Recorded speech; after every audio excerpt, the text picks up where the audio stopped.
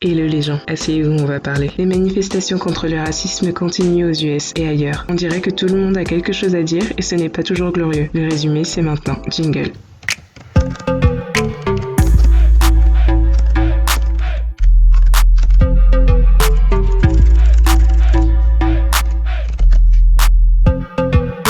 Durant cette période sans précédent aux États-Unis, à la suite des événements de Minneapolis, on scrute plus que jamais les faux pas des célébrités. Certaines apportent leur aide et montrent patte blanche, tandis que d'autres se font littéralement boycotter les unes après les autres pour leurs déclarations ou leur inaction. Pour la rappeuse Trina, le problème numéro 1, ce sont les violences et vols durant les manifestations. Dans son émission de radio, elle va très loin dans ses propos, au point que son acolyte Trick Daddy tente de la calmer, mais elle n'écoute rien. Keep everybody off the streets, these animals off the streets that are running around in Miami-Dade County acting like they have escaped from a zoo. Lock them up at 5 p.m. so the streets can be nice and clean. That's how I feel.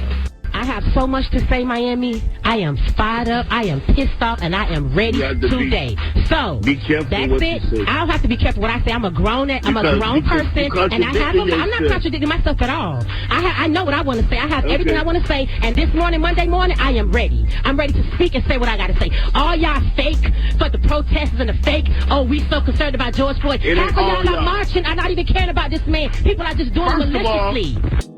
Trina a été très vite cancel sur Twitter, et elle s'est aussi très vite excusée. Mais bon, le mal est fait, et ce n'est pas la seule qui a tant de choses à dire lorsqu'il s'agit de s'attaquer à sa propre communauté. Laurie Harvey, celle qui sort avec Future, l'homme aux 1001 baby mama, a choisi de publier son mécontentement dans sa story après que les magasins de ses amis a été vandalisés. Elle dit en partie « Atlanta, vous êtes allé trop loin hier soir. J'ai le cœur brisé pour mes amis. Je sais à quel point vous avez travaillé dur pour développer la boutique en partant de zéro. Deux jeunes femmes noires. Je ne peux même pas imaginer votre douleur en la regardant se faire détruire comme ça, pour absolument aucune raison. Je suis désolée que cela vous soit arrivé. Le pillage de la boutique était dégoûtant et n'avait absolument aucun sens. Bon, Laurie n'a déjà plus beaucoup de crédibilité depuis qu'elle est avec Future, donc je pense qu'il faut seulement qu'elle aille s'asseoir. Les réseaux sociaux sont dangereux en ce moment. D'ailleurs, il y en a une qu'on cherche partout depuis le début des manifestations. C'est Bad Baby. Certains vont pointer le fait que Danielle est la première à faire du profit en s'appropriant la culture afro-américaine, mais apparemment pas la première à combattre les injustices envers les Noirs. Mais attendez.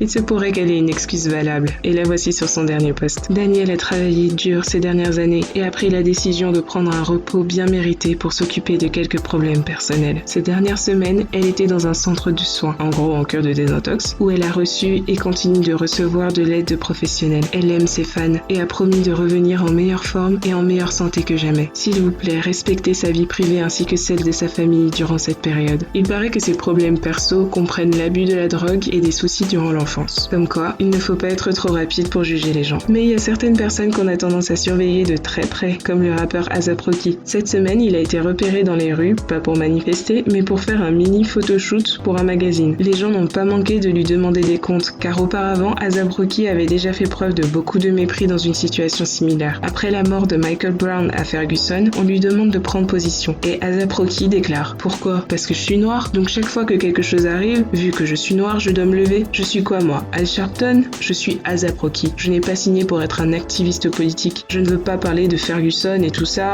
car je ne vis pas là-bas. Putain, j'habite à Soho et Beverly Hills. Je ne peux pas me sentir concerné. Je suis en studio, je suis dans les défilés de mode, je suis dans les sous-vêtements des meufs. Je ne fais rien d'autre que ça. C'est ça ma vie. C'était en 2016, mais il a tellement piqué les gens qu'on continue de le ressortir. Aujourd'hui, son état d'esprit a peut-être changé, car il affirme avoir participé à la manifestation, mais il dit qu'il n'y avait pas de caméra et que de toute façon, ce n'est pas son truc de poster ses moindres mouvements. Que serait un mouvement révolutionnaire sans une bonne théorie du complot? Lizzo a récemment fait un IG Live dans lequel elle partage son ressenti sur la situation et fait passer un petit message en même temps. Ce n'est pas la première et beaucoup partagent son opinion. And I still believe that everybody's life matters. But until we start treating each life equally and respecting each life equally, we gotta say Black Lives Matter. Once people realize what's actually going on, we're gonna realize we're less divided than we thought. Follow some people in Minneapolis, man. Because the real story is not being told. And when you see that vandalism and when you see that senseless violence, know that that ain't us. It's not them.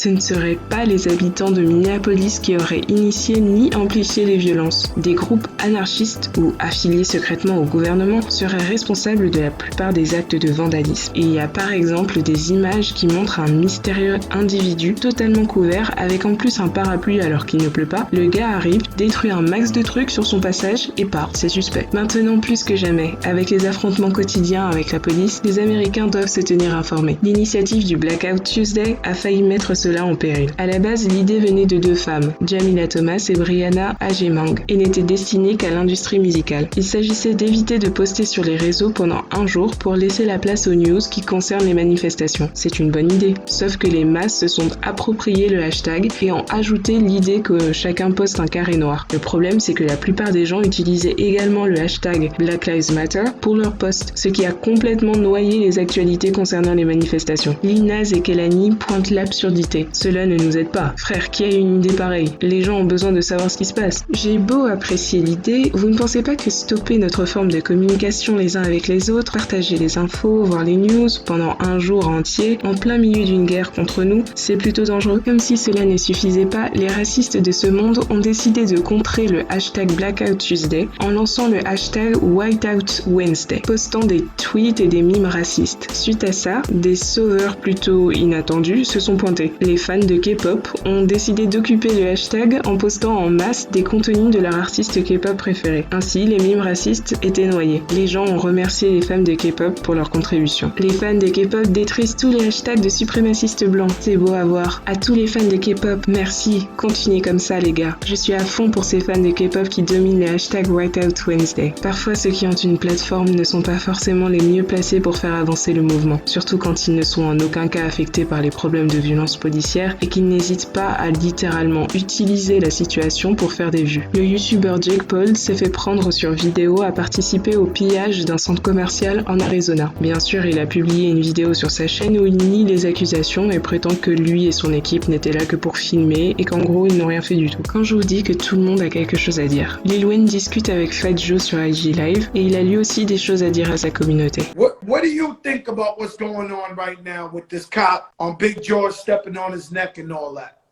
I think when we see these situations, I think we also have to understand that we have to get very specific. We have to get so specific, and what I mean by that, we have to stop viewing it with such a broad view. Meaning, we have to stop placing the blame on the whole force and everybody of such a certain race, everybody with a badge, and we have to actually get into who that person is. And if we want to place the blame on anybody, it should be ourselves for not doing more than what we think we're doing.